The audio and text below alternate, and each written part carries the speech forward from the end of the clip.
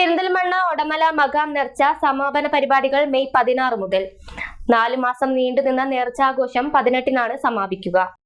മലബാറിലെ പ്രസിദ്ധ തീർത്ഥാടന കേന്ദ്രമായ ഒടമല മഖാമിൽ അന്ത്യവിശ്രമം കൊള്ളുന്ന ഷെയ്ഖ് ഫരീദ് ഔലിയയുടെ പേരിൽ 4 മാസം നീണ്ടുനിന്ന ആണ്ടുനേർച്ചയുടെ സമാപന പരിപാടികൾ മെയ് 16 മുതൽ 18 വരെ മഖാം സിയാറത്ത്, മതപ്രഭാഷണം, നൂറെ ബയാൽ, ആത്മീയ മസ്ജിദ്, സ്നേഹസംഗമം, മൗലിദ് പാരായണം, അന്നദാനം തുടങ്ങിയ വിവിധ പരിപാടികളോടെ നടക്കും.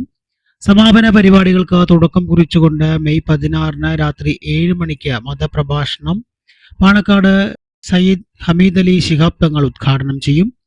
ജലീൽ റഹ്മാനി വാണിയന്നൂർ മുഖ്യപ്രഭാഷണം നടത്തും.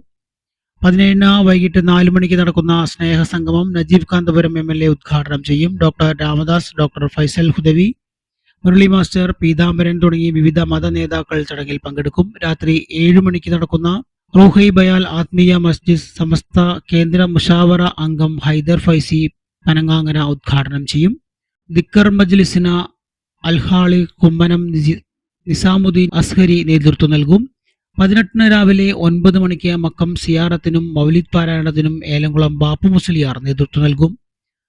ഒടമല മുദരീസ് ഷെരീഫ് ഫൈസി കാരക്കാട് അധ്യക്ഷനാകും. തുടർന്ന് 10:30-ന് ജാതിമത ഭേദമന്യേ ആയിരങ്ങൾ പങ്കെടുക്കുന്ന അന്നദാനത്തോടെ ഈ വർഷത്തെ നേർച്ച പരിപാടികൾക്ക് സമാപനമാകും. നേർച്ച പരിപാടിയിൽ എല്ലാവരുടെയും സാന്നിധ്യവും സഹകരണവും ഉണ്ടാവണമെന്ന് കമ്മിറ്റി ഭാരവാഹികൾ അറിയിച്ചു.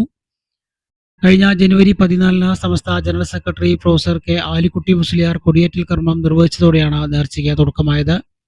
മലപ്പുറം, പാലക്കാട്, തൃശൂർ ജില്ലകളിലെ മഹല്ല്, ജമാഅത്ത്, മദ്രസ കമ്മിറ്റികളുടെ നേതൃത്വത്തിലുള്ള പെട്ടിവരവുകളായിരുന്നു പ്രധാന പരിപാടികൾ. KCV news, Perinthalmanna.